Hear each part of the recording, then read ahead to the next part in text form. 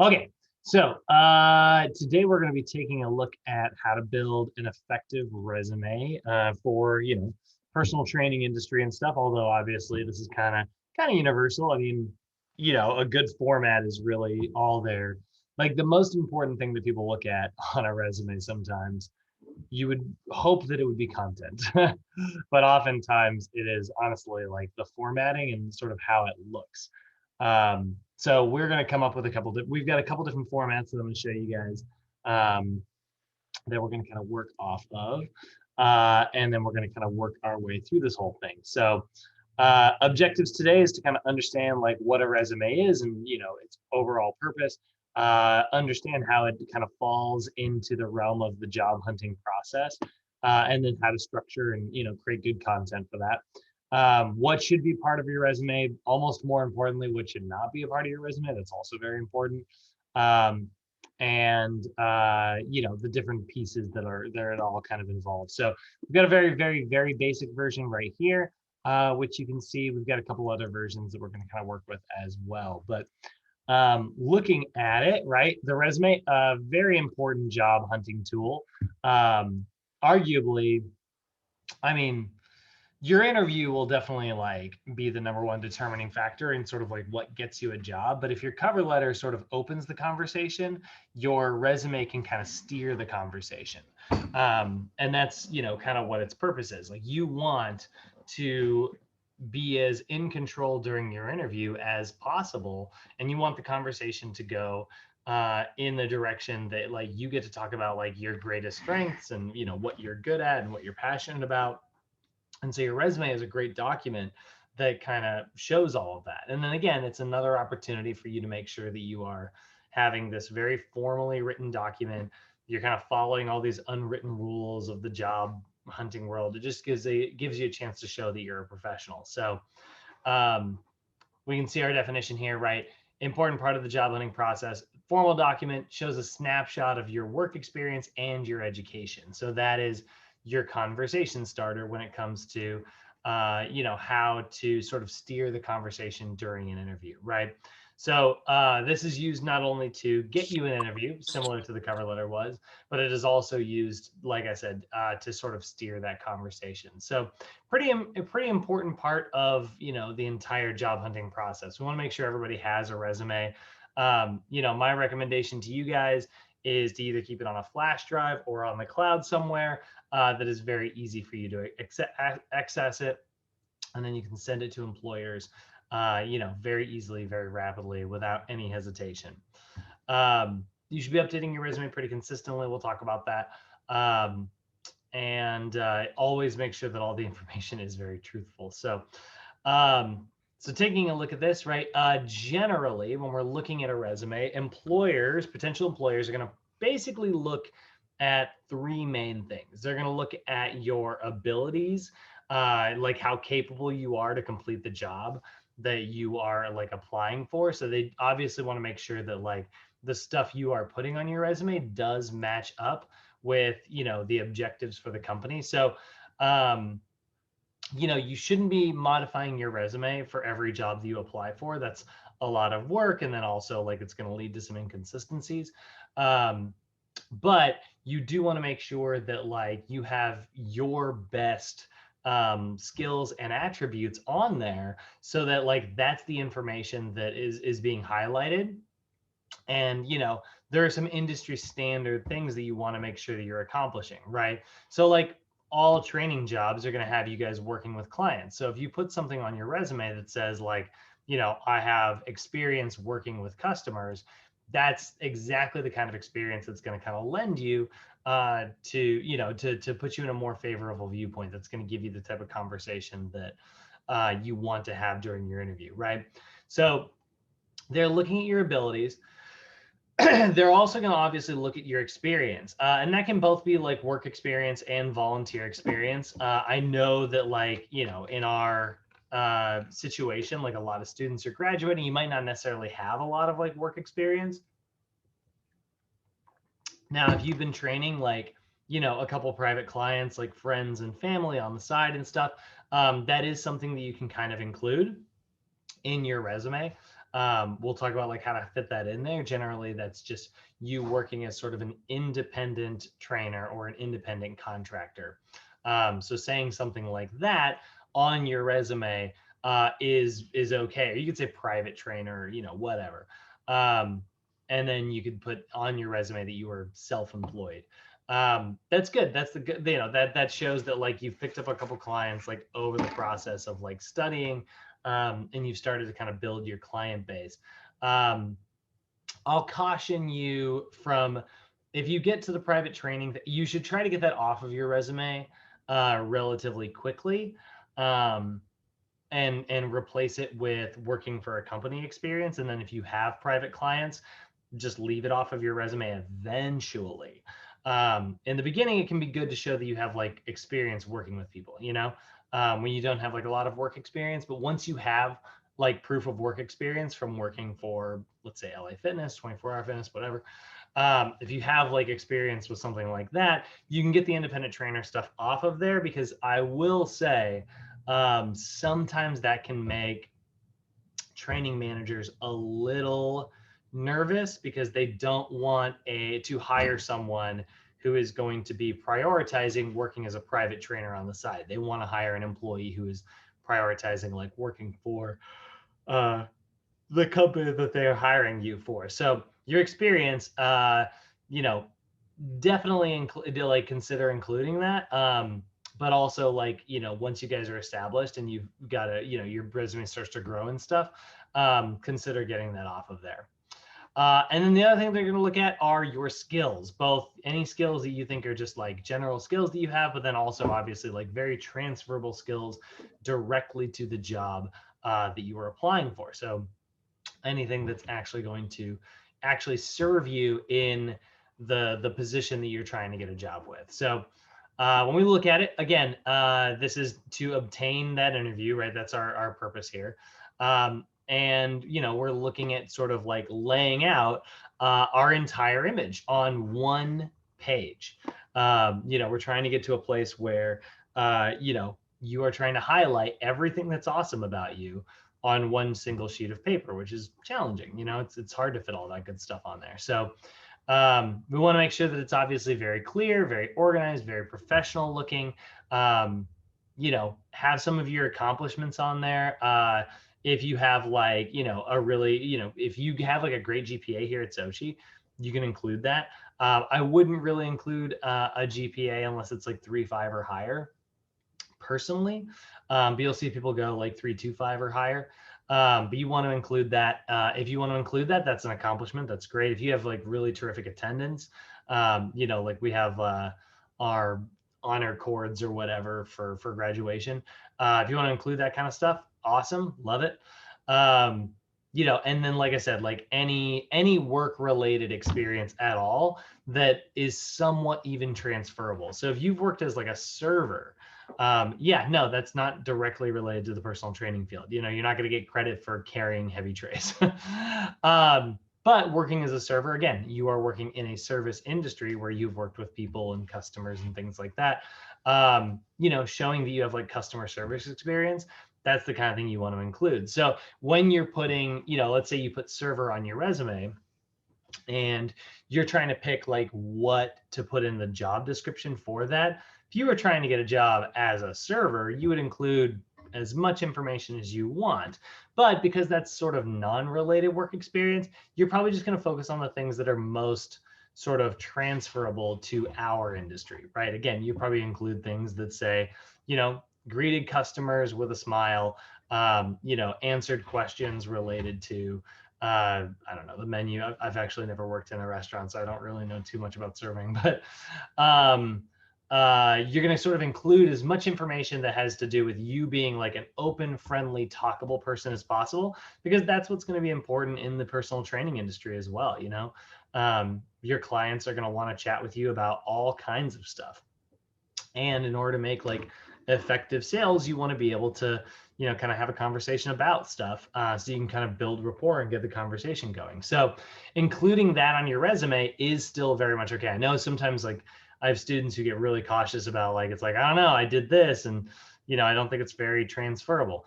And we've got a way for addressing that. So we're going to see that in just a minute. So very important that your information is very true and as accurate as possible. Make sure it doesn't have any typing or grammatical errors. That's obviously important, but never lie on your resume, guys. You are absolutely as welcome as you want to try to make your resume look as appealing as possible. You do want to paint yourself in a very positive light, but you shouldn't be lying on your resume. Keep it all only true information. And then also only include relevant information. Like I said, like if you worked as a server and then it was important for you to help with the dishwashing process, I doubt that's true. But if that was like something that you did, that's not necessarily the most transferable skill, Instead, saying something that like you worked with like a point of sales system, to write up like clients' checks and things like that is going to be a little bit, a little bit more applicable, right? Because point of sales, POS systems, that's what we use in the personal training industry as well, to charge our clients. Even cash handling is somewhat, we don't really handle cash in the training industry, like no one pays cash. But understanding like how to take down credit card information and like run and process that, that's a somewhat transferable thing in our industry. Not a huge part of the industry, right? It's not overactive, underactive muscles, but it is still something that, does occur. So try to keep it as simple as possible as well. You do want to make sure that your resume is not too complicated. It should be easy to read and very clean. That's actually why we went with, this is a very, very, very simple resume right here. But like, this is an example sort of like what it would look like, for a Sochi student. So like I said, keep it simple. Now, at your resume's organization, this is honestly probably the most important, or biggest thing that we'll talk about today, just in terms of like how much time we're going to spend on it. So the organization of your resume is really, really key. And like I said, there's a lot of sort of unwritten rules about resumes, right? So for instance, your resume should always be one freaking page. And that's for a multitude of reasons. Number one, if it's multiple pages, they're probably not going to take the time to read it. And I know it sounds really cynical, but honestly, it's the truth. You got about, I don't know, you have less than a minute for someone to glance at your resume and actually spend time like analyzing it, which is, I know, very frustrating considering that we're going to spend a lot of time building these darn things. But like really, people want to glance at it, get as much information extracted from that paper as they can, and move on to the next candidate. Put you in the interview pile or not. They're trying to move quickly here. So that's a big deal. And then you also want to make sure that you are following, the margin rules and the header rules and sort of going in an order that makes sense. So that's what we're going to kind of get into right here. So looking at the unwritten sort of formatting rules that I guess are not unwritten anymore because we wrote them down. So your heading should include your contact information. That's your full name. Again, mailing address is kind of out of style nowadays. But in LA, where there are a million different suburbs and your potential employer does want to know, like, how far is your freaking commute? I want to make sure this person's going to show up to work on time. You should be putting the city that you're in. Oh boy. So full name, not mailing address, but city. Phone number. If you have a personal website, you can put your URL to that website. That's not necessarily a bad idea, but generally you're just going to put email. So we created sort of a fake person here. This is Jim Bob. And if we're looking at Jim Bob's resume, right at the top, his header is really, really simple. It is just his name. It is just his name, the city that he's located in, Reseda, California, and then his email and his phone number, right? So pretty simple stuff there. You can see a couple different examples. I like this PowerPoint a lot more because there's actually more examples as well. You can see here, This is kind of an interesting one. He's got a permanent address and a current address, and then just a name at the top like this. I don't know. I don't really personally care for this one, but I do think all of this information is what you do want to have on there. This I also really, really like. This is a really good one. Again, this is like a full address, which is kind of out of style nowadays. So if you just put Chattanooga, Tennessee, and just move that to this line here, and left this blank underneath it, that would probably be a little bit better. Or another thing you can include, guys, if you do have a website, or in today's day and age, this seems a little weird, but if you have an Instagram or Facebook handle that is 100% professional and has a decent following, and you are putting content up regularly, you can include stuff like that nowadays. That's another thing that's sort of coming into style. So for instance, like, like I have me lifting a couple weights here and there on my Facebook, but I also have like my mom's birthday on there and like, pictures of the dogs, that kind of stuff.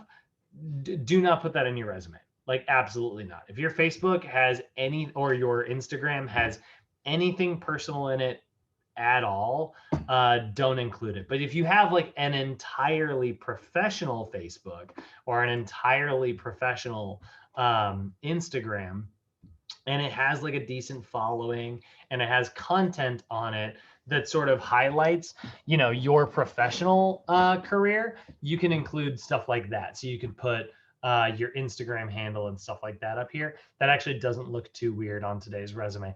I will say there are probably plenty of people out there who still think that's very odd to see on a resume. So this is where it is, that information can be somewhat of a gamble. I think it's becoming more acceptable and more standard, to be sure. But, there are definitely still some people out there who are a little more old school, who are like, ugh, Instagram, and they're going to kind of poo-poo it right away. So that's my advice. I'm sort of on the fence about it. If you're applying for somewhere that's, a little more old timey, a little more conservative about like their opinions on things related to social media, maybe leave it off. But if you have like really great content on there and like you've got a video of you on there being like, hey, so here's how we're going to break down macronutrients today, doing educational content and things like that. You've got people who are watching those videos and liking those videos and things like that. That's great, because that shows that you've sort of started to build like a following. The potential employer is going to go, well, maybe they're going to bring those people to the gym. That's awesome, right? Or maybe they're going to, create a strong following here. That's great. So you can include stuff like that. Then we've got our career objective. Now, this is going to be dead at the top of your resume every single time. So your career objective, or sometimes you can just list this as like objective. You could say, career goals. There's a couple different ways you could phrase this out there, but generally, career objective is sort of the standard. So looking at this is a very clear and concise statement that talks about like what is your overall goal in, this industry, right? So it's a clear and concise statement providing your employer with an immediate sense of who you are. This is the most personal part of your resume. I did not put a lot of emphasis on this personally for a very long time. This was not something I really cared about in my first versions of resumes until I had like a training manager tell me that he's like, yeah, we had no idea like who you were. It was just a very technical document. There was no voice in your resume. And the only reason I even got pulled in for my interview is because I happen to know somebody who worked there. And so they gave me like a glowing recommendation. So pretty freaking important to put this career objective. It's something that I kind of skipped out on for a long time, but what type of clients do you want to work with? Ask yourself that question. Where do you see yourself in 5 years? What do you want to achieve? Right. That's what you're going to include, right? One of my favorite things to do, and you can see, I think I put it in this version here. Yeah, one of my favorite things to do that which is so funny because it showed up in this PowerPoint later. is to include the sentence, like if I've got a brand new resume, to find an entry-level job where I can highlight my skills in the field of personal training, as well as use my talents to make a tangible difference in people's lives. So this is a very short, very simple sentence, but I love the fact that it just mentions entry level. That shows that you have like a willingness to learn. You have a willingness to like recognize the fact that you're like, look, yeah, I get it. I'm green. I'm new to the industry. I'm new growth, like that's okay. Including something like that shows awareness. And it can be a really like sort of interesting little effective tool. So I really like that in a lot of like, younger resumes. So this gives you an idea of like what your career goals, what your interests are. And it's obviously, in my opinion, it's one of the most important freaking parts of the entire resume. It is optional, but I don't know. It's like, yes, it's optional, but at the same time, like, no, it's not optional, So here's a couple different examples here. Whoops. So you can see, recreational sports professional seeks responsibilities in structuring and programming innovative and traditional sports tournaments and events. So again, there's a classic, like I said, these PowerPoints, this is probably for, it's the recreation industry. So this example that they're looking at is probably somebody who's like a tour director or something like that. And I love this one here. I think I stole some of these sentences in some of my other examples. Desire a fast-paced, challenging work environment in the tourism industry. We wouldn't say tourism industry, where hard work and creativity are encouraged. Love that, right? In my opinion, I definitely think that you should get something out there that talks about your clients, talking about like working with people and making a difference. But like both of these are really, really good examples. And then this is one that I threw for the, by the way, this is the rare instance where I modified some of the Sochi slides. I threw the Suzy Q student version in here because honestly, this version of a resume doesn't all come together, but this one will slowly kind of build. But here's a very, very, very, very basic one, right? The objective is to obtain an entry-level HR position, right? It's not bad. I do want to show you guys, I should show you my resume here. So here is my resume. You can see it's a little bit of a different formatting here. Again, same thing. I've got my name at the top, phone number, email, and then I put my LinkedIn ID because I have a little bit more information on my LinkedIn profile than I have. I only put 3 examples of work experience on here, but my LinkedIn profile has a lot more. So I went with the title of program director instead of personal trainer because that's sort of where my career has sort of pivoted out of. That's much more of like a management title. You could very easily just swap this out for personal trainer, but you can see like here is my overall like career objective here. And this is me like just talking about myself, right? Creative strategic professional with 8 years experience across this is up, I need to update that to 10 years. Broad range of industry segments, skilled in analyzing infrastructure and planning needs to develop highly effective workplace processes, because that's one of my favorite things to do. Love making infrastructure. And then adept at managing permanent and volunteer staff with a specialty on ensuring audience education and well-being. So you can see like this is definitely where I have sort of pivoted out of just classic personal training and focused a little bit more on like my managerial experience, because that might be the kind of thing that I'm applying for, right? And then there's other versions, right? I have like a couple different versions of my different resumes here.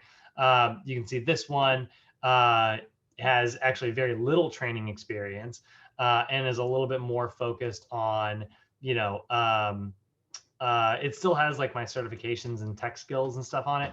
But this one's a little bit more focused on like the management side of things. So, very different resumes, right? Here's all the very like, if I was going for a manager at a gym, these are all like very much like the gym places I have worked. And the other one is a little bit more focused on, my education places I've worked and things like that. I'll open that back up actually.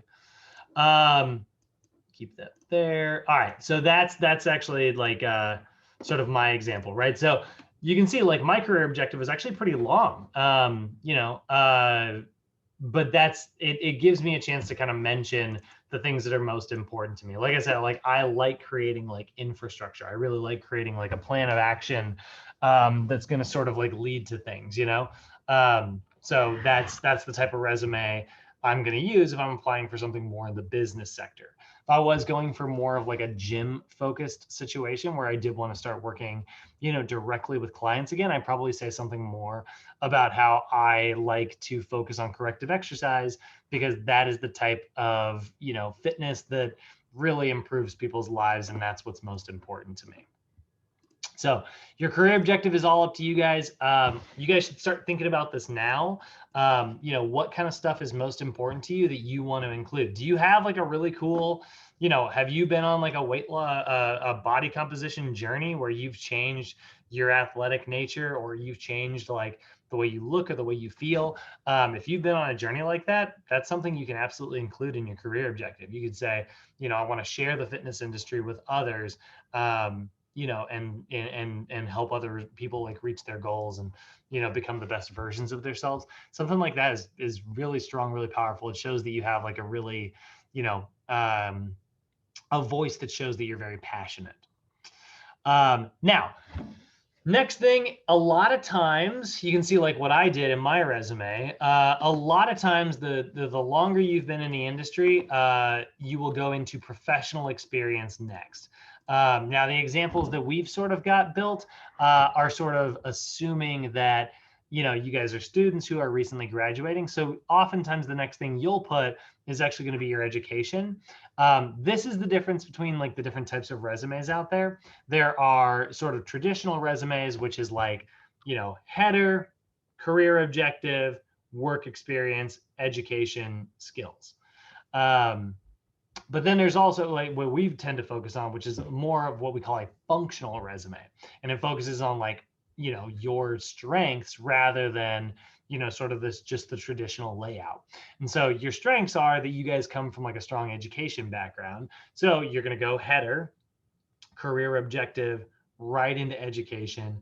Then you can do your work experience, and then skills are at the bottom in both examples. So we are focusing on a functional resume here rather than sort of the traditional method. I know that may sound different to some people. You've probably, if anybody in here has taken a resume class, oftentimes work experience is the thing at the top, because what you want to do is you want to put, it kind of goes in order of importance, right? You want to put like the most important information at the top, because someone's reading and they're losing interest, and then by the time they get to the bottom of the page, they're hardly reading anything. So you want to have the strongest information nearest to the top. And so for you guys, that's probably going to be your education, right? So educational experience is really essential, important part of a resume. Include the college, university, vocational school that you attended. Write out what degree or certificate of completion that you received is, right? You guys are receiving a personal fitness training certification, which by the way is different than your CPT license. Like you are getting a certificate of completion from Sochi in the PFT department, like personal fitness training, right? So that's what you're studying. From NASM, separate to your relationship with Sochi, you are getting your CPT license and your CES and your FNS. Key areas to focus on, include your GPA, like I said, only if it's greater than about 3.25. I really wouldn't put anything lower than that. If you had outstanding attendance, if you received any rewards, awards, anything like that, put that on your resume. That's good. That's stuff that you can absolutely include in there. So you can see here, this is the education section. Here's where they went, where it was located, and what year they attended it. So that is also something you're going to want to include. What they studied immediately goes underneath all that. And then they kept this really, really, really simple here.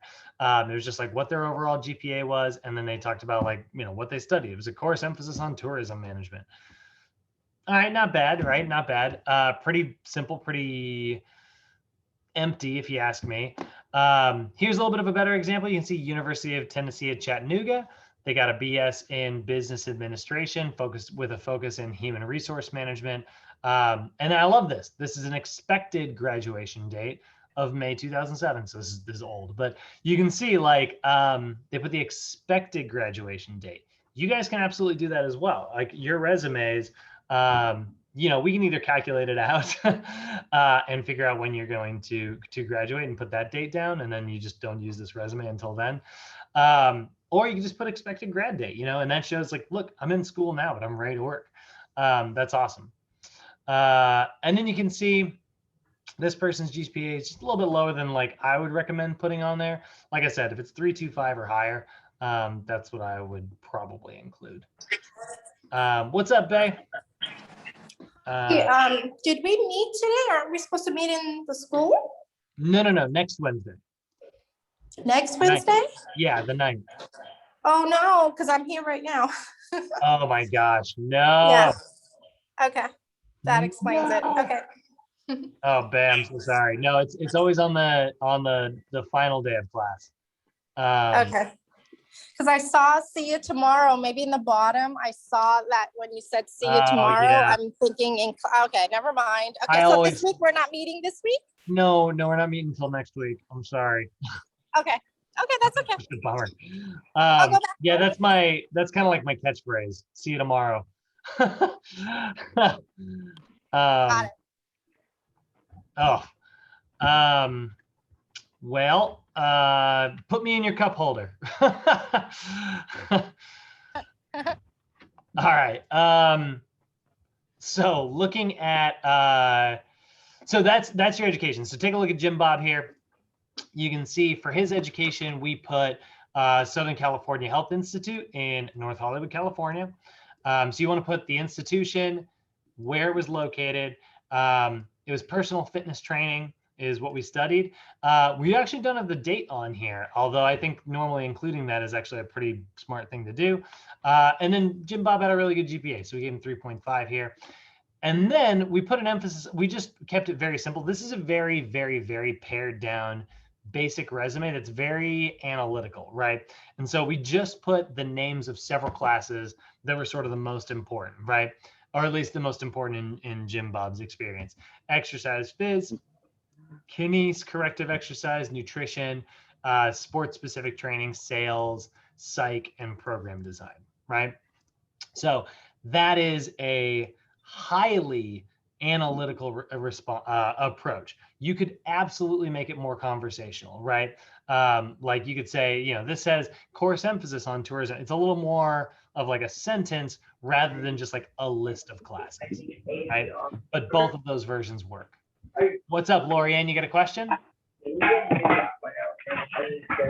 Lorianne? Question? You're unmute. Okay. I keep hitting that button.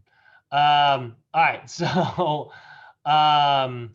let's take a look at our next section here. So with your education, you know, like I said, this is with your education, a lot of times you will not include certifications until later on. You can see the version we went with here is a little bit different. We actually put right after education, we went into certifications. Now, generally you'll go into like work experience, but Jim Bob didn't have a lot of work experience. So we decided to put a little bit more emphasis on which certifications they have. We got different versions out there. Again, if this is a version that you guys like, great, include this on there. Like me personally, like this is a version that you know, we kind of created as a class. I don't particularly like putting a CPR certification in the actual certifications list. I think putting CPR, you know, because we all have to have CPR no matter what. It's kind of an industry given. So personally, I would get rid of that. And then I would include that down here, you know, CPR/AED, right? Actually, I'd probably put it in this column over here. Again, I don't think there's any right and wrong here. You know, this is just an example sort of version. And I've got other example versions, and we're going to kind of work our way and build one here in just a little bit. But and you can see these are the 3 certifications that, we're walking away with Sochi, right? We're going to see NASM, June 2020, certified personal trainer, corrective exercise specialist, and fitness nutrition specialist, all, received kind of in the month of June, which honestly, that's something I would also include here.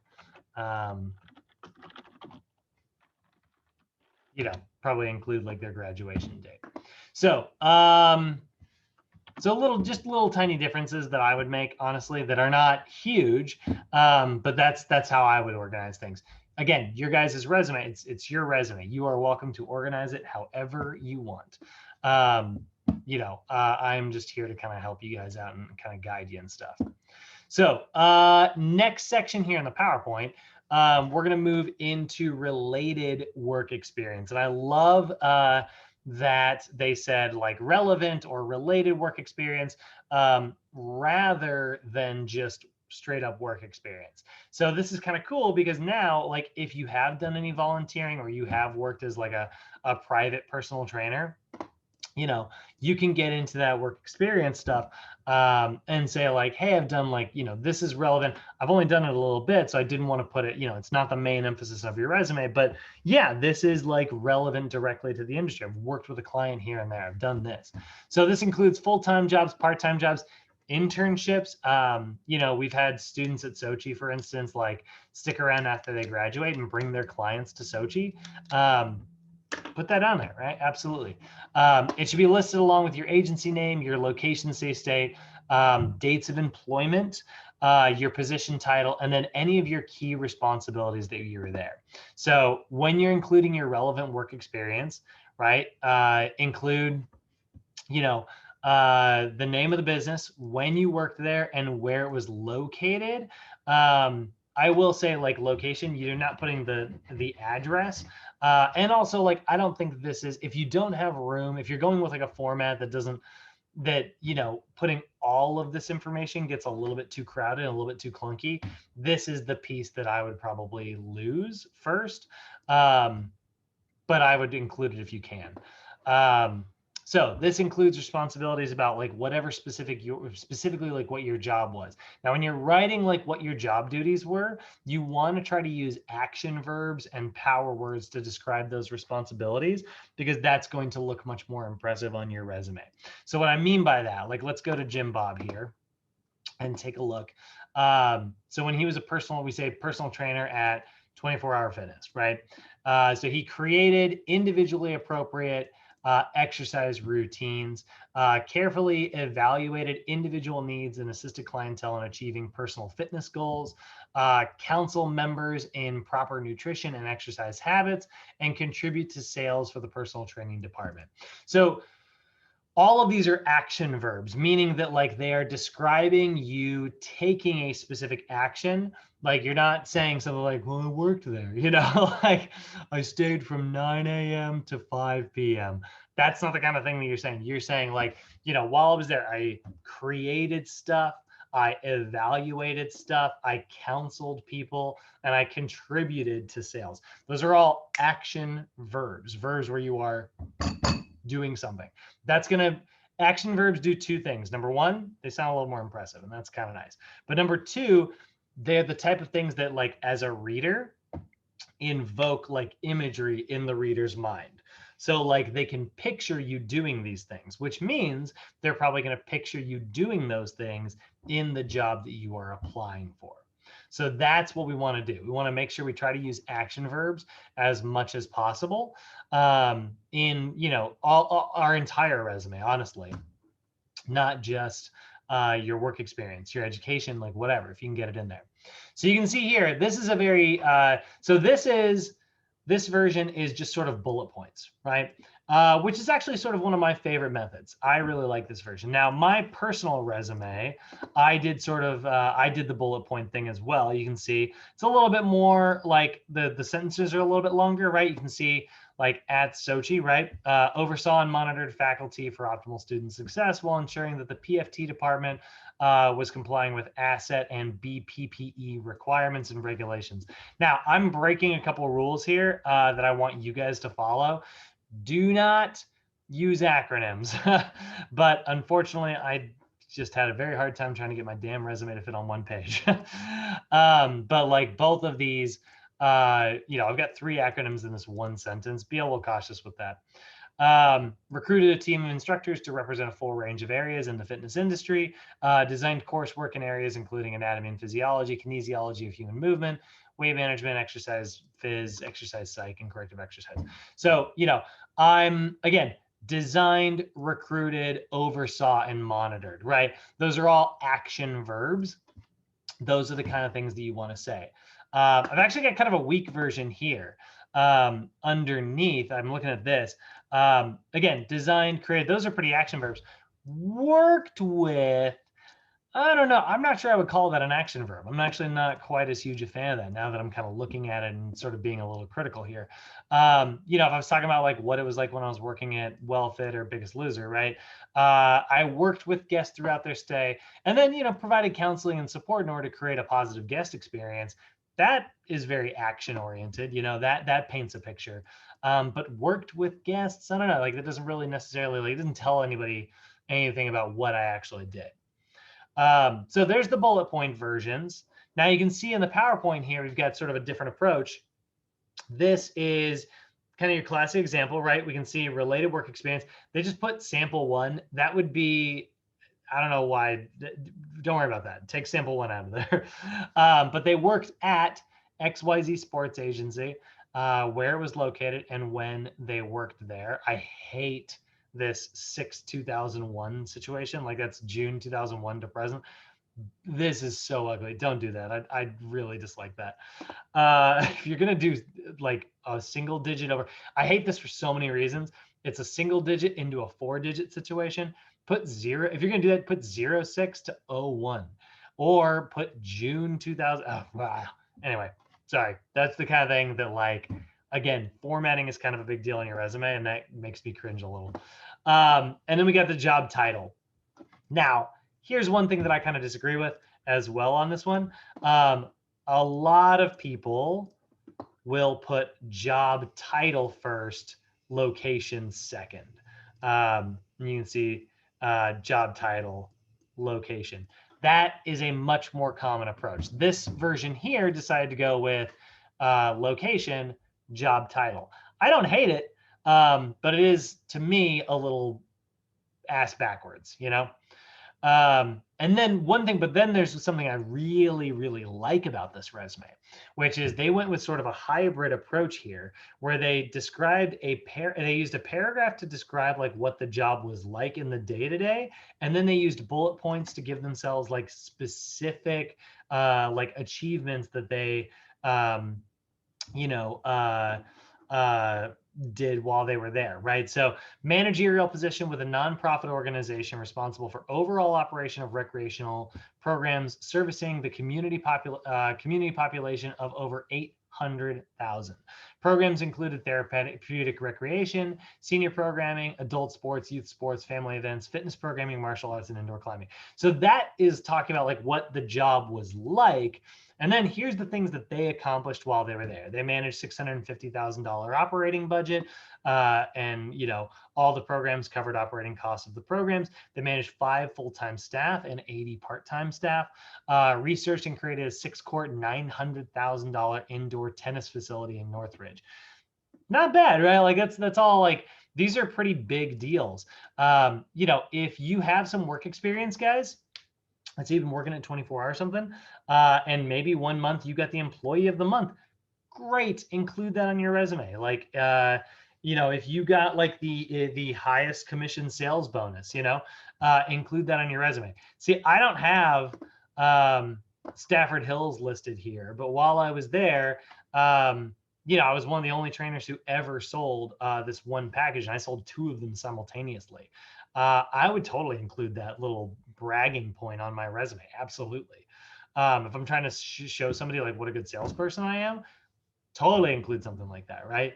I don't have it on there because that's not to me a very important part of my career history. But if it was, I would totally include it. So then you can see we got Susie Q here. And she did a really good job. You can see one of the things that we got here, and we're going to see this pop up in the slides in just a second. So I mentioned that you are going to put sort of a combination of, keep opening the wrong thing. You're going to put kind of a combination of your relevant or related work experience and your non-related work experience. So you can see here, she's a student, right? She's a recent graduate. The only relevant or related work experience she's got, she's trying to get a job as an HR person, right? She was an HR intern, and it was only for, you know, June through August of 2005. So that's not very strong, but it is related work experience. And you can tell one of the things that I think is really, you know, smart about this resume, she's aware of the fact that it's relevant versus other experience, right? Yeah, Abercrombie and Fitch is not going to help you be an HR person. Working as a student worker in the college student store does not help you be an HR person, but it does show that she's trying to highlight, like, look, I am a hard worker. I have work experience. You know, I know how to show up at 9 and punch out at 5. I know how to like do the day-to-day. And that's the very basic part, but the stuff that's like relevant, like what this shows to me, if I were like analyzing this resume, is this person has like a really solid level of awareness. And awareness is like a trait that I put a lot of emphasis on. I have a lot of respect for people who have, you know, awareness. So I love this. This is one of my favorite things I've seen. But and then this is a very simple version, right? She was a HR intern from June 2005 to August 2005 in Chattanooga, Tennessee for the Blue Cross of Tennessee, right? Assisted in updating employee files, screen job applicants, and observe HR interviewing process. Cool, really simple, right? So you got options, guys. You can go with the really, you know, you can go with the sort of the hybrid version, which gives you an opportunity to kind of write a paragraph about like what your job was like and then put some key little bits down, or you can go with a little bit more of the analytical approach and do like the bullet point approach. And so now we'll kind of dive into the non-related work experience. This is also something you should include if you have space for it. You can see I don't have that anymore on my resume. At this point, it's nothing but related work experience. You know, but non-related work experience is going to be, you know, used to highlight your work ethic. So that's kind of the difference here, right? Like your related work experience is shown to kind of show your experience in the industry. Your non-related work experience is just showing it's like, look, I know how to work. You know, I'm going to show up on time. I'm not going to call in sick often, you know, even if it's not necessarily relevant to what you're applying for. And you can kind of get away. It's like, yeah, like I flipped burgers when I was like a high schooler, and that's some of the only work experience I've got. That's fine. Include it on your resume. It still shows, just make sure that you're putting it under non-related work experience. Like, look, I get that, like, that is not going to lend me to this job, you know, as a group fitness instructor, but I wanted to highlight to you that I know how to show up on time, you know, little things like that. So they just want to get to know like your overall like work experience and whether or not you have like, you know, the work ethic to continue working. They're looking for honesty, enthusiasm, reliability, flexibility, right? So internship experience would count. There's not a lot of interning in the personal training industry, although there is some. But if you do it, guys, don't do it for long. Interning is the biggest scam ever invented. That's a little bit of a hard opinion that I have. I shouldn't just say that as a blanket statement. But honestly, like non-paid internships to me are insane.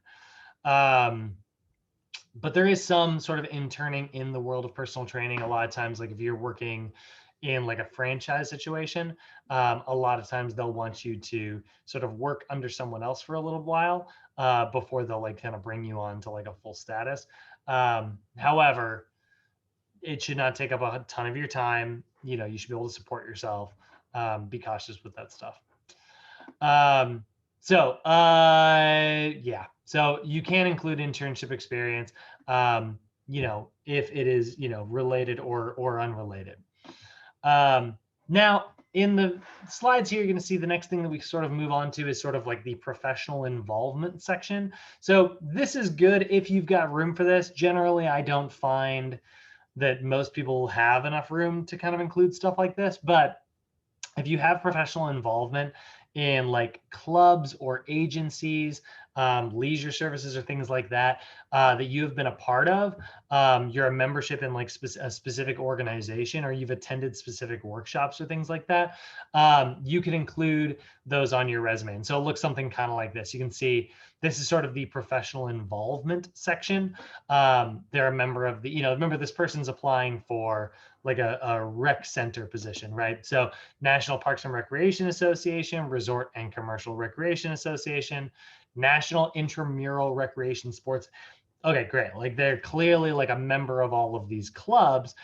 That is going to be something that, like, if they're applying for that type of job, yeah, that if they include those kind of things, chances are the interviewer who's going to look at this resume recognizes those organizations, like, oh, you're a member, great, like that's going to sort of endear this person to them. They've done presentations where maybe they've taught like little workshops here and there, and then they had like a publication in a magazine. If you've got something like that, go for it. I find that most people don't. So we don't have that section in any of our example copies. Next thing you're going to include are things like your awards and honors, if you did receive anything. However, again, like in this version of the resume, which is sort of a very old school version, you can see they put like awards and honors.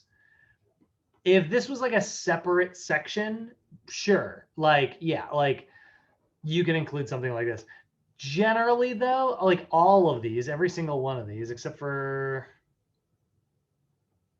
actually, these bottom two, but the other ones of these all belong under their university section. Like I would include that under education. If you received an award or an honor from your school, just put it in your education section,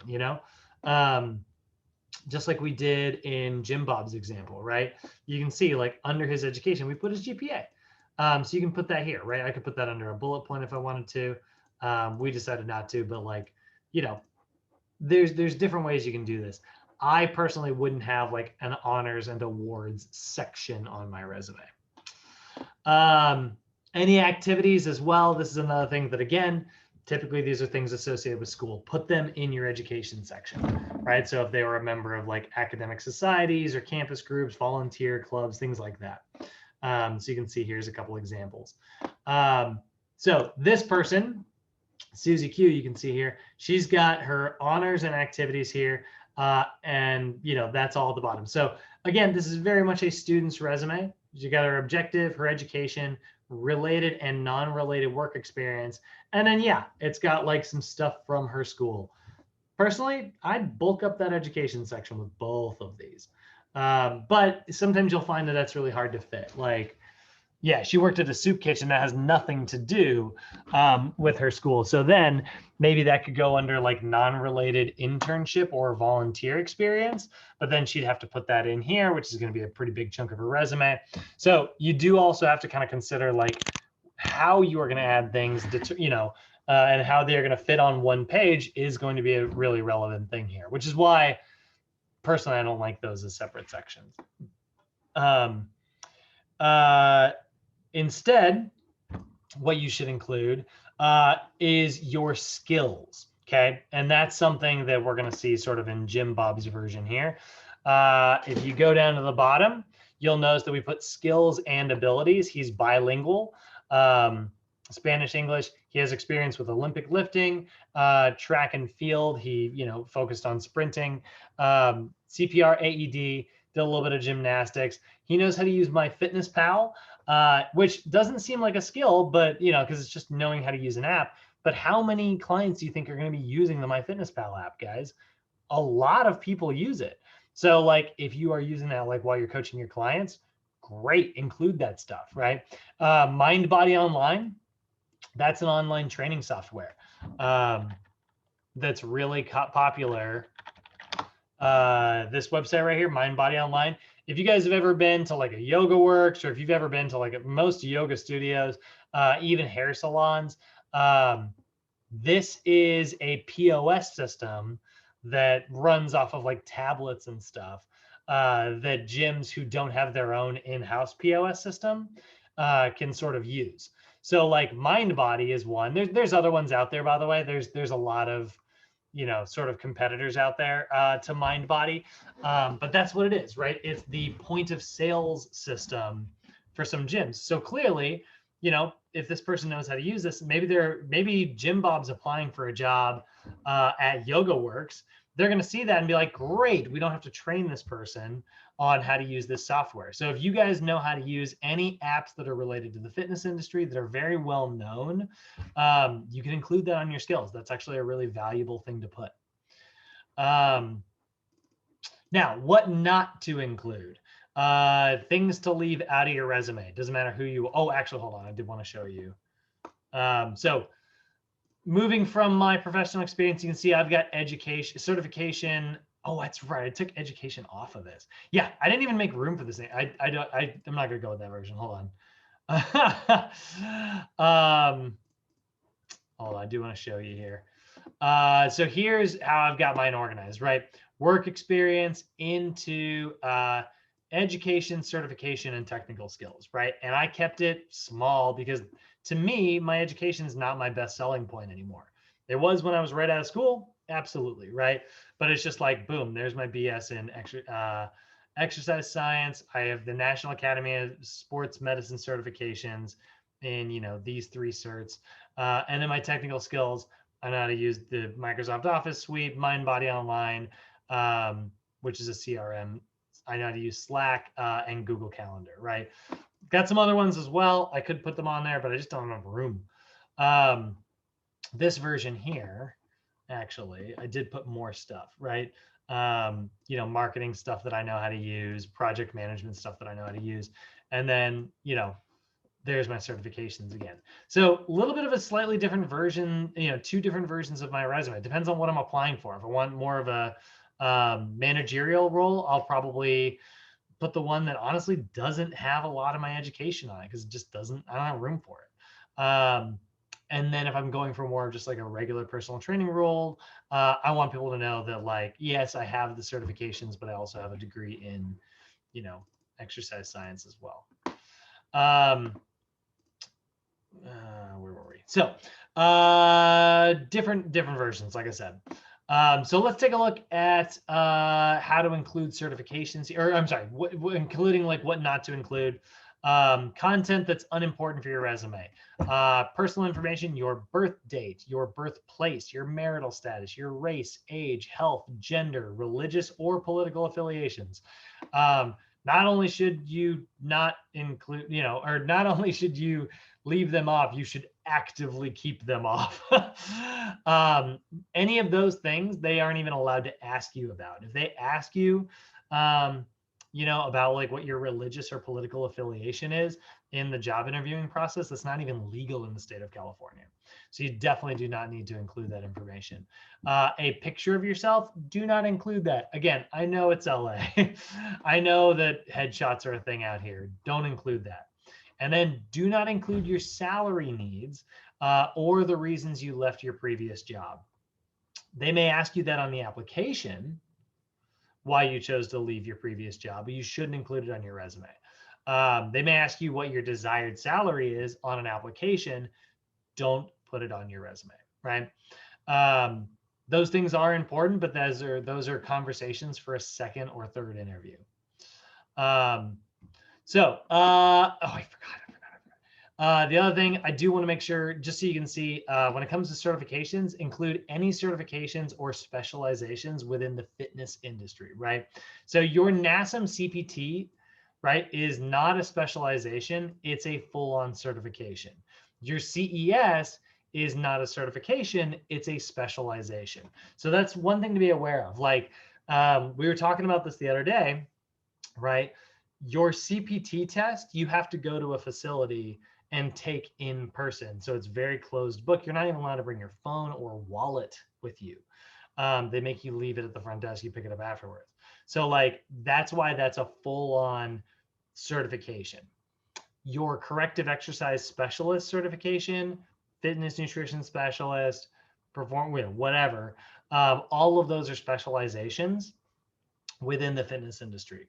So they're not going to get you hired, but they are going to be, well, they aren't going to be the thing that allows you to get hired. The thing that allows you to get hired is the CPT, right? The main certification. But the specializations are what maybe set you apart. If I'm looking at two resumes that are really, really similar, I've got two people who are recent graduates, both have very limited work experience. And one of them is a CPT and the other one's a CPT, but one of them is a CES and FNS, that's corrective exercise and fitness nutrition. And the other person is just a CPT. I'm going to go with this person over here because they know a little bit more than the other person. They've done a little bit more studying. They're a little more specialized. They can work with a larger, list of clients. So include your specializations there. The way you can see we organize this in Jim Bob's resume, we kind of just listed them all up like this, right? Organization, when it was achieved, and then what the title of the certification is, right? And I do like doing this. I just think it looks nice, including like the little acronyms. You can see in my version, God dang it. I gotta stop closing that. You can see in my version, if you go down to it, it's really simple. It's like NASM, CPT is the top one, so it's all put together, and then underneath it, CES, FNS, PES. So the little ones are not quite as important to me. I kept those much simpler. Okay, so organizing your resume, very, very important, making sure that like your appearance is, like I said, one page. It's all very neat and clean and easy to read. That has a dramatically positive effect on whether or not someone's going to take the time to read your resume. So like I said, there are a couple different versions out there. You guys can choose which version you think is most applicable to you. There's the chronological style, which basically goes in reverse chronological order. Wherever you worked the most recent, that goes at the top. Second most recent, then it goes into school, right? Because that's chronological, right? I like it. I don't think it works very well for people who are new to the industry, because then your education, which is sort of the most important part, is pushed to the bottom. So instead, we focus on a functional style. And a functional style instead focuses on the things that you think are most relevant to the job that you're applying for. So education at the top, relevant work experience, non-relevant work experience. Then you get into like special skills and stuff. And then there's a hybrid, which is sort of a combination of the two. You could still use the whole related and non-related work experience thing and still put education at the bottom. Now, like I said, your resume should always be one page. It needs to be easy to read, guys. If it's multiple pages, a lot of times they won't even like, here's the, I've seen this. This was not me doing this, but I have seen this. I have come down at Sochi to the printer and seen like half resumes. And I'm like, what the heck are these doing on here? I've seen this like a couple different times. The first time I was confused. The second time I knew it happened. But I came down and it was like, the second half of a resume. And I was like, oh, this is a 2-page resume. And I was like, and I knew people who were at Sochi were doing like hiring. And so I brought them like the second, I was like, do you know who this goes to? Because it didn't have the title at the top. That was on the first page. And they were like, oh God. And they didn't even check because they assumed it was a 1-page resume. That's how common 1-page resumes are. So they literally just, this person hit print, didn't notice it was 2 pages, grabbed the top one and left the second one behind. So if you've got, that's like, if this person's relying on, getting their resume read, half of it didn't. That is how common 1-page resumes are. So everyone's resume should be 1 page. Keep it to 1 page, keep it to 1 page, keep it to 1 page. And then here's our design and layout stuff. Now this is kind of up for debate, but do not use silly fonts. Like your font should not be, freaking Comic Sans. If your resume looks like this, I wouldn't just throw this away, I'd burn it. So do not do that. Keep it professional. The fonts that are usually most acceptable are Arial, which is sort of what you are seeing over here on the left. Times New Roman, that's in the Suzy Q student version. This is Times New Roman right here. Personally, I'm not a huge fan of this font anymore. I think it's getting a little old timey. You know, it kind of looks like a newspaper from the 1920s. Or Calibri, which is what we're seeing here. This is Calibri. Those are sort of the three most common fonts. Just go with a normal font, guys. Just make sure you're not going fancy. Don't go smaller than 10-point font. Yeah, I know we're trying to get it to fit on one page, but again, if you're writing smaller than 10-point font, some people can't read it, they're not interested. And also don't go larger than 14-point font. That's really big. You can use bold and capital in order to like, bold, capital, and italics are all kind of acceptable ways to kind of highlight specific parts of your resume. Don't use all of them though. Like, don't go like this. Like this just looks too silly. It's too much going on. So usually like either choose to make it bold, choose to make it capital, or choose to use italics. Those are really powerful things that can kind of separate the sections of your resume. Again, you'll take a look at Jim Bob here. You know, we used bold for titles, and we used like regular font, you know, for what the actual certification is. Then we can see like the entire header is capitalized, and then we use bullet points to kind of, you know, separate the other sections. So different approaches, right? You can see Suzy Q, she kept it really simple. All she used was like bold for job titles, right? These versions here, bold for section headers. So there's a couple different ways you can do that. Oops, close that. So, and then avoid abbreviations. CPR is okay. You guys can say CPR. You don't need to write cardiopulmonary resuscitation. You don't have to put that. Certified personal trainer, that's another exception. The CPT, you know, that's a title that everyone in this industry sort of has or knows. So you can leave that. But NASM, don't put that. Put National Academy of Sports Medicine. Avoid ampersands. We don't want to see any of these. The and symbol, if you're going to write and, write the actual word, and always try to use like proper grammar. Avoid spelling errors as much as possible. So very important for you to present your information as favorably as possible to your potential employers. You know, when it comes down to the job hunting process, guys, you have 100% control of like what goes on your resume, which is the only part of the job hunting process that you have 100% control over. You know, you can't control whether somebody's going to bring you in for an interview. You can't control what questions they're going to ask you for the interview, what the job is truly going to be like. You know, the resume is your chance to kind of, you know, highlight what you think is most important, what you want to emphasize. So knowing what content to put out there is something that's going to be sort of trial and error. But hopefully this has kind of helped you guys with determining some of that. I will show you a little tip and a trick that we're going to do here in just a minute. So any questions before we kind of work through building a new resume? Questions, comments, concerns, everybody? No, sir. I'm good. Feeling good? This is good stuff for sure. This is like right up where I'm going. We already talked about this before. I'm glad. This is honestly, this is so funny. If you had ever told like 18-year-old Brad that he was going to have a PowerPoint one day where he talked about font sizes and like font choices, he would have been very upset. That's fine. But the fact that it's like, you know, such an important part of things, and like, you know, this really, like, I've seen a lot of bad resumes, guys, and if I can help you guys avoid that, it'll make my heart happy. For sure. Yeah, so I'll be bouncing off ideas about my resume like whenever I can. So got it. Yeah, that's the thing. This is right on my alley. Yeah, we will sit down, guys. You know, we're gonna meet Bay, sorry, salt on the wound.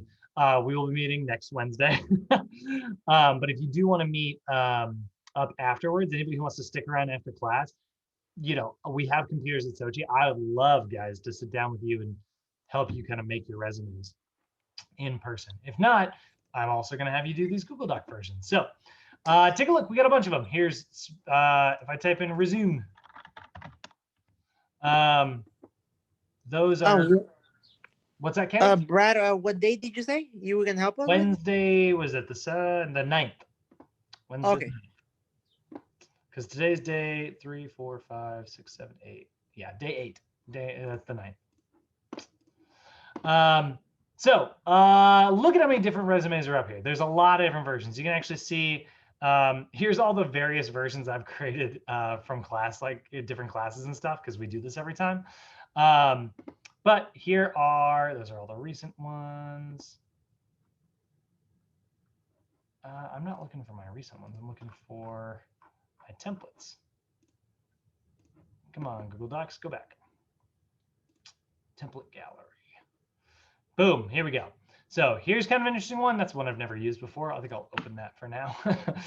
Try to build a different one every single time.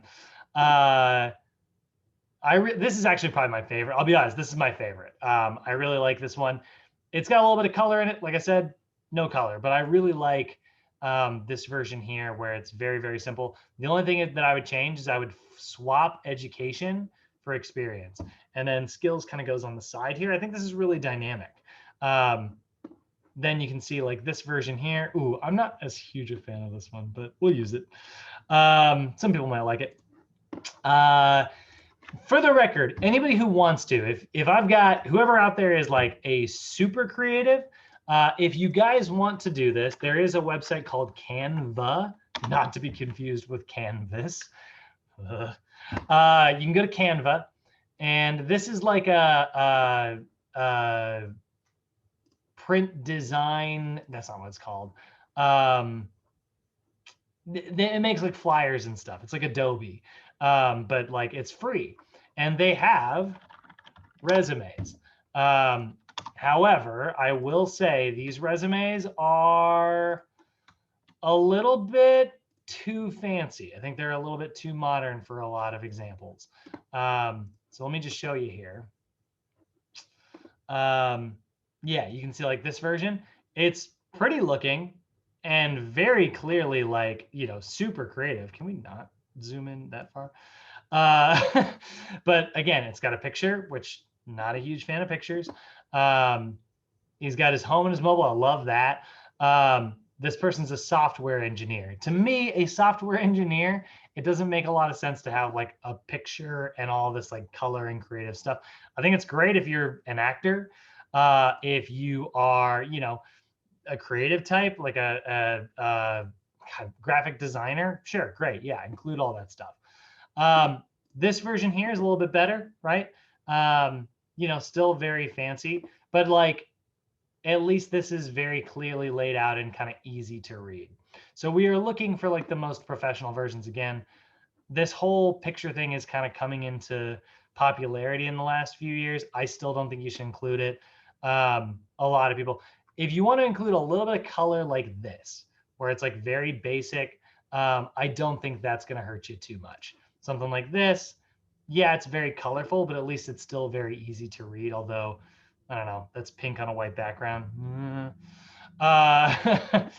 You know, and I know these all sound really picky, guys, but honestly, like that's what resumes are. Like this, there's too much going on here. There's way too much going on here. It looks great if it was a web page. You know, like if this person made this resume and they slapped it on their website, great. This is an excellent page of a website. But as far as like resumes goes, it's just a little bit too much. Now, this version, here we go. We found one that I love, minus this one little thing that's also getting popular here at the bottom, and I'll talk about it in just a sec. This is great. It's the name. It's easy to read. It's got their job title. An About Me section. I would probably change this to career objectives, like I said. Education, they put it right at the top, and then experience. This is something that's gotten popular in the last few years, this freaking skill thing. This is dumb. Do not include these little, like, it looks like a video game. So get rid of all that. Move this over here and probably just create 2 more sections of skills. You know, this version, much cleaner. But this whole level of your skills thing is, I don't know where it came from. I don't know how it got popularized, but it is dumb. Like, you'll see it here, right? Here's another one. Replace this. Yeah, their skills. Oh, I'm a you know, a 4 out of 5 illustrator. You know, it's like, oh my God, don't do this. But I like the rest of this. The rest of it's not bad. So if you do want to go with something like that, I've had a couple students who have gotten really creative. Like I said, actually, the girl I mentioned in yesterday's story about the cover letter, you know, she was like, I don't want to make a resume because I don't need one. I'm going to work for myself. I'm an entrepreneur. And I was like, awesome. Love your confidence. Everybody's building a resume. And she went with a really creative one on Canva because it was the only way that she would do it. She wanted to be creative. She's a very creative person. So she went with something like that. If you do want to do something like that, go for it, guys. But my recommendation is to pick one that's simple and don't include your pictures. It really is a little bit too much. Okay, so we're going to build a resume here. Like I said, this is kind of an interesting one. I don't know that I'm a huge fan of this format, but it'll add to my collection of how many resumes I've built over the course of, you know, working here at Sochi. So I'm going to use myself as an example. Not a creative director. We are going to put personal trainer, capital T. Wait. Yeah. Oh, I just realized. Yeah, I really don't care for this one. Look at this. They got the same information over here. I probably just wouldn't include it. Probably would honestly just delete this and just put my location, which is Van Nuys, California, 91401. I'm gonna put my phone number. I love this, by the way. I've always loved the periods instead of dashes for phone numbers. And then email. So we'll go with.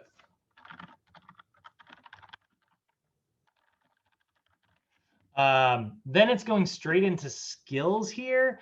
Not a fan of that. So, and then it goes into experience. Now I do want to build a version that as if I were a Sochi student. I want to build something that's kind of similar to you guys. So I'm going to flip these categories around. We're not going to call this skills. We're going to call this career objectives. And I'm going to move this up slightly so that we can get it to actually, you know what? Maybe I can do it this way. You know what we'll do? We'll put career objectives here. So this will be kind of interesting. We're going to copy this and paste it down here. Remove that hyperlink. Don't put hyperlinks in your emails. Okay, so career objective, right? And now I can put a little objective down here. What size font? 10. So we change this to 10. And what is this? Still Lato? Okay, right? Yeah. So highly creative personal trainer looking to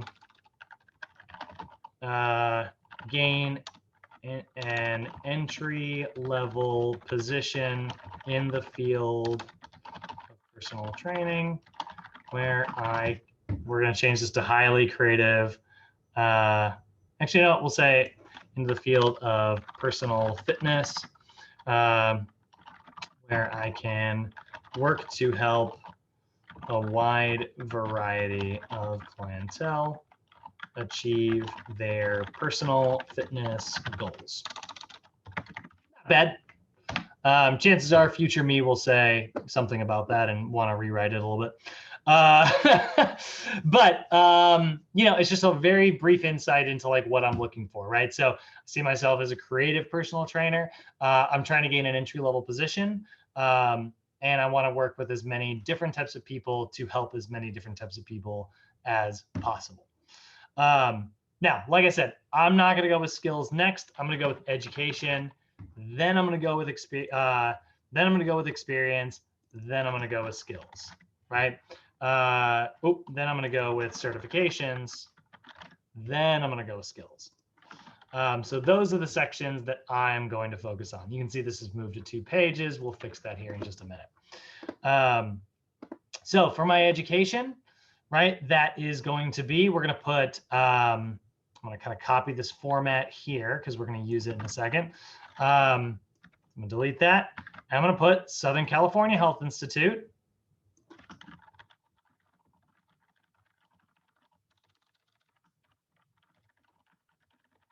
And it's not a job title, but it is a personal fitness training. That's what I studied, right?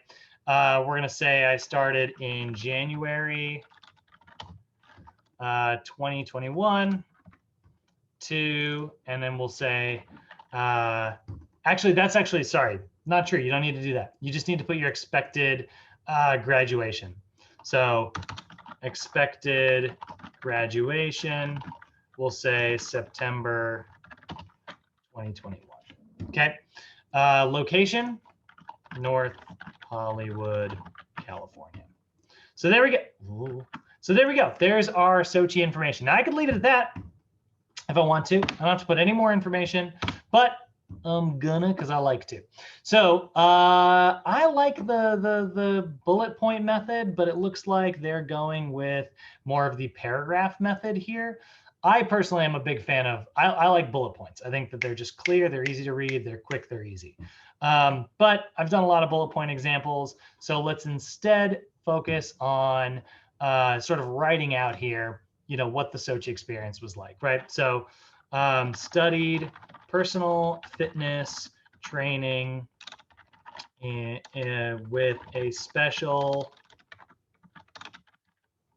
emphasis on how to pass the National Academy of Sports Medicine certification.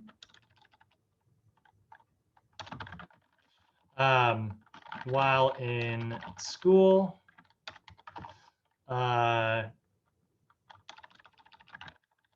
we studied exercise physiology, program design, fitness assessments, and leadership, business, and sales. So now I've got a pretty clear, you know, sort of paragraph describing like what it is that I studied, right? Then I'm going to go with my experience here. Now, like I said, you can include this as just experience, or you could say maybe you don't have like, you know, direct work experience. That's okay. We're just going to put non-related work experience, right? Actually, I think that's a little cleaner looking, so I'm going to go with that version. So non-related work experience. So that's okay. Right now, we're going to put like a company name. I need help here, guys. Somebody give me like a job that they are currently working or that they have worked sort of in the past.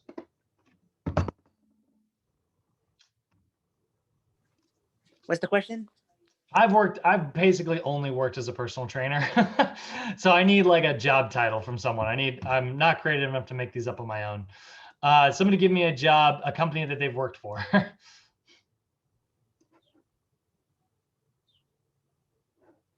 LAX. LAX, all right. And what was your job title? It was a warehouse agent.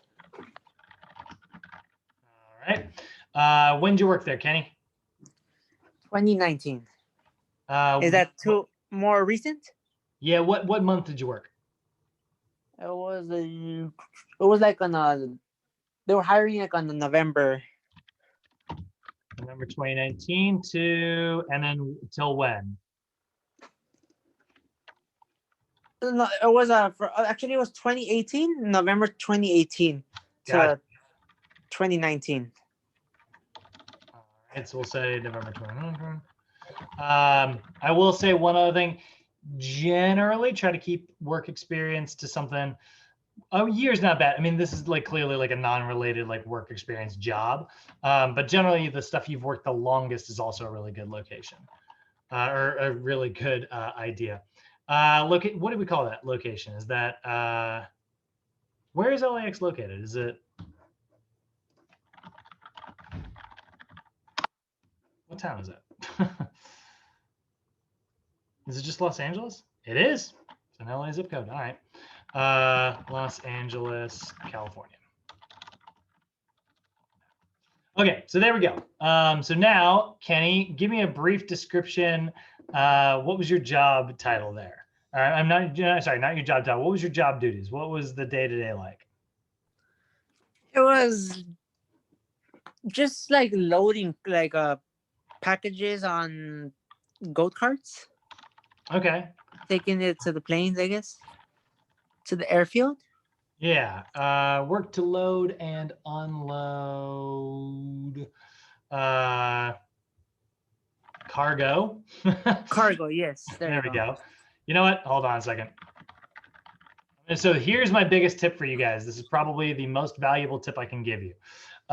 If you cannot think of what to write on your resume, you can Google warehouse, cargo, load, unload, jobs, LAX. And I guarantee you, cargo warehouse agent, there we go. Organized warehouse storage facilities, load and unload cargo from and to trucks. Dangerous, follow good requirements and regulations. Proper handling and delivery of cargo. There we go. Love that sentence. All right. Work to ensured the proper delivery of cargo, delivery and handling of cargo.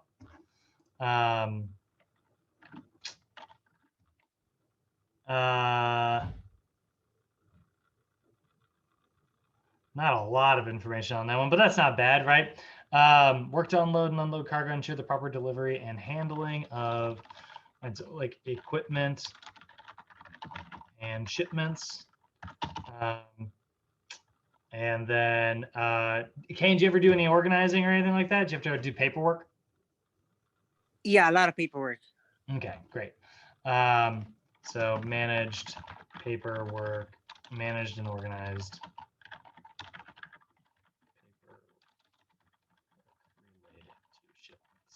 There we go. Pretty basic stuff. All right, I need one more, guys. Somebody else give me one more job. Somebody help me out with something that they do.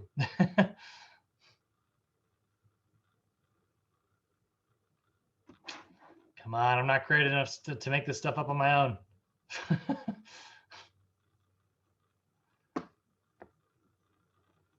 Nobody's got like a part-time job that they're working? I could give you another one that I worked in. All right, Kenny, you're putting the class on your back. What do you got? This was a grocery store. Okay. The next one was a grocery store. What was the company?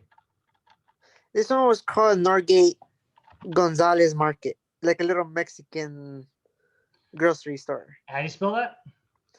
It's North and then Gate. Northgate, got it. Market. All right, and what was your job title? Warehouse stocking. What would you call it? Like stocking. I don't know. Just put warehouse. You could put warehouse. No. Stocking, grocery, jobs. They just call it grocery. I don't know. Seems a department stocker or stalker, I think, is a pretty common title. Stalker, yeah. Okay, when did you work there? And that was. When did you start? When did you end? Or I could give you the one I'm in right now, because that was before. That was like a couple years back. Okay. All right. Where do you work now? So remember, it's a Wingstop right now. Right. Wingstop. Cook. All right. You're good. Got it. When did you start? This was I started on December When? of 2020 All right. And we're gonna say that's current. to present. Location? It's in Linwood. Inglewood? Linwood? Linwood. Linwood, yeah. Is that how it's spelled? Yes, correct. Okay.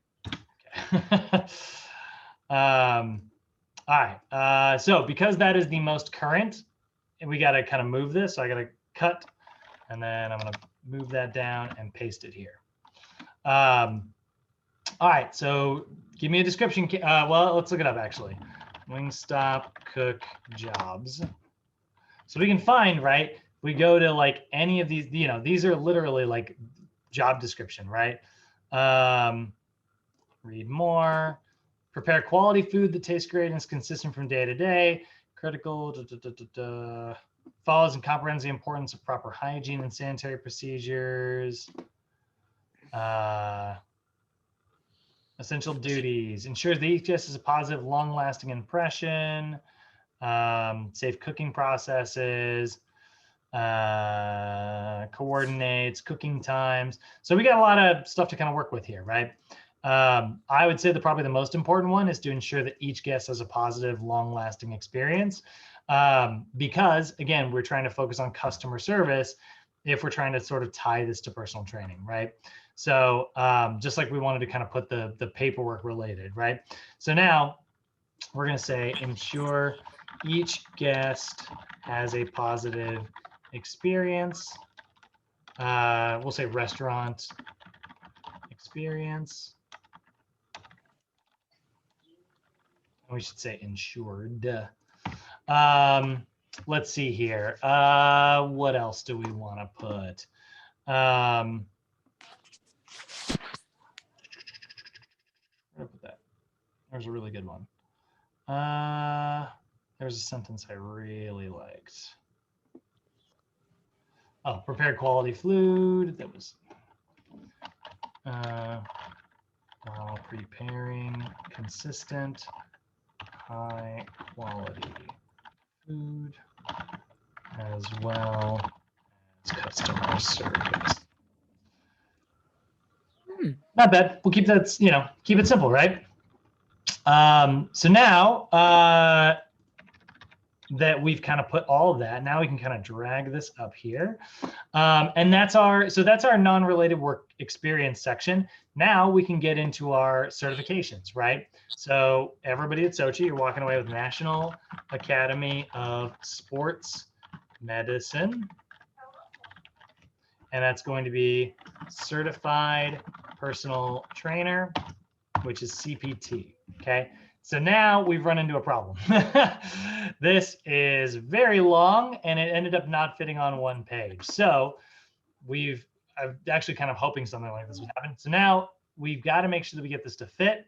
This size font is a little bit larger than the other ones. So what I can do is I can actually make this just a little bit smaller. Oops, hold on.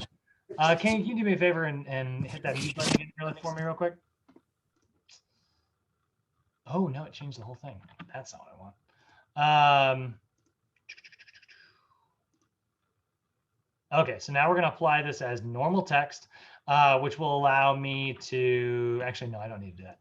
I can change the font right over here. I didn't see this. So I can change this to a 10. Still doesn't fit. So we'll change this to a 10 as well. So now it'll fit, right? So we got to make all of my titles 10 now because I need to make sure that this is consistent throughout my entire resume here, right? So instead of 11s, these need to be 10s, 10s, 10s. Titles can still be 12. That's pretty consistent throughout. And now I don't like that this is looking kind of bunched up. So also this should probably also be 10. So So we'll give it a little bit of space there. And now it's a lot cleaner looking than it was, right? Is that 10? Yes, it is. That's 9. We don't like 9s. 9s are too small. So really, pretty much everything in this whole section is just going to be a size 10. But that's the thing, guys. Notice how I'm being really picky about going back through and making sure that this is as consistent as possible. You really need to make sure you do that on your resumes, right? Make sure you've got a real consistent through line here without like too many different like font changes. So now we got the National Academy of Sports Medicine. That's all I've got to put for that. Except that I do want to put when I got it, right? So Kenny, when do you graduate? Let's see. You're with me for like another, let's see.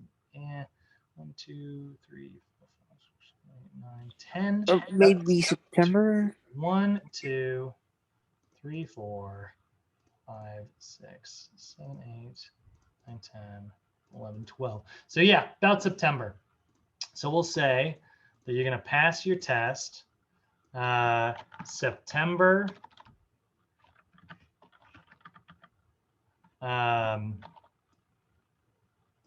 September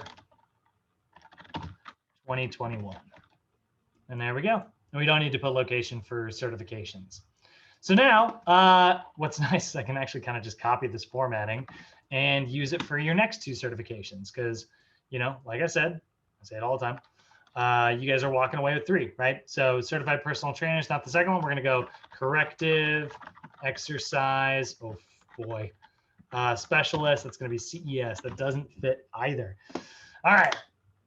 We've run into a problem. We can't make it any smaller and it doesn't fit. So we're going to have to widen this out a little bit. That's okay. We'll get into it in just a second. Also September of 2021. We're going to put it again. And this is going to be fitness nutrition specialist.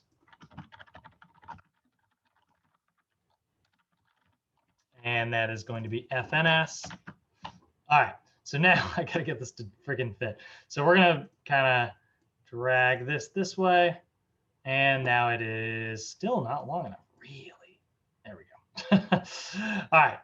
Now it fits. Let me drag this up. Where you at? There it is. And there we go. So now we've got our education section, our non-related work experience section, certifications, and now under skills, we are going to put any of our special skills. So CPR/AED. I know it's not a special skill considering that every trainer has to have it, but put it on your resume anyways. You got to have it on there. Kenny, what kind of special skills do you got? Skills, customer service. That actually works. I do like to treat these as titles personally. This is just a kind of a me thing. I like to capitalize them as if it's like the title of a book for every one of these skills. That's just how I like to do it. Kenny, are you bilingual? Bilingual, yes. Lucky dog. What languages do you speak? Spanish and English. Love it. God, I wish I were bilingual. I missed the window. Now I've got like an adult brain, and learning a second language as an adult is just so freaking hard. All right, so bilingual, Spanish, English. Let's put some other ones on here that I just want to give you guys a good smattering of things that might be sort of applicable to our industry. If you know how to use kettlebells, that can be something that you include. Olympic weightlifting, if you know how to do the snatch and the clean, really powerful. I'm sorry, clean and snatch, clean and jerk and snatch. If you know how to do either of those, we can put Olympic weightlifting. Let's say if you have like suspension training, here's a trap that you will run into though. Unless you have a TRX certification, don't put TRX, put suspension training. So if you know how to use those straps, great. Do not put it as anything other than that though, unless you have a TRX certification, in which case it would go up here, TRX, right? And then you would put when you got the certification. So suspension training, let's say corrective stretching, and PNF stretching. That's actually, you guys have that skill. Once you guys get out of Sochi, you're gonna know how to do that. So PNF slash neuromuscular stretching. So that is actually, that's actually a big one that every one of you guys should be putting on your skills. I know a lot of you don't know what that is yet, but it's something that Mo's going to teach you, and it is awesome. So what did that take us? 20 minutes? I would say that's way too fast to build a final version of your resume, but it's not bad, right? We've got sort of a basic resume that we can sort of refine and work through. I would honestly, one other tip I have for you guys, I would print this. If you have access to a printer, I would print it. By the way, the versions you guys give me, I will be printing them because I want you to be able to enjoy the fruits of your labors, but print them so you can see what it looks like in person. Give it to your friends, give it to your family, have them take a look at it. But this isn't bad, right? We worked about 20 minutes on this. This is probably not my favorite version that I've seen, if I'm being perfectly honest. Actually, and there's also a little inconsistency here. Yeah, sorry. I don't have a lot of skill sets. No, Kenny, no, that's not. No, no, you did great, man. It's kind of funny, actually. A little bit of a weird thing here. Why is there more space? Again, being very picky, do you guys notice there is actually more space between these two lines than there are between these two lines, and I don't like that. Line spacing. What's my line spacing here? Oh, shoot. It is 1.15, and this is the wrong button.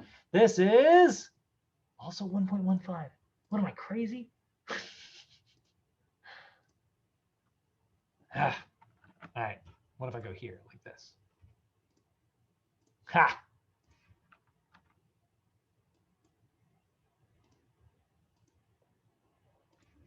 All right. Well, I'm going to worry about this forever. Oh, there it is. Fixed it. All right. So now it's consistent throughout, right? So this is a great sort of example copy of a resume. There's other versions. I've got a million different copies for you guys. If you've got a copy that you have worked on in the past that you really like, you are welcome to use it.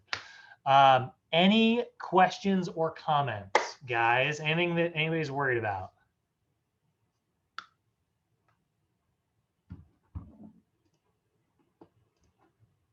Nope. Good. All right, guys. Well, that's everything. Like I said, if you're feeling a little overwhelmed by feeling like you have to do this on the computer and that's making you a little nervous, don't worry, guys. You know, I'm here to help. We can sit down next Wednesday after class. So, you know, technically tomorrow is going to be day 4, which means homework 2, which is if you want to start working on your resumes and cover letters, tomorrow's a really great day to start working on that. But if you are overwhelmed by the idea of working on the computer and not necessarily knowing how to do this without a little bit more hands-on guidance, that's okay. Homework 2 will be due like after this course is over.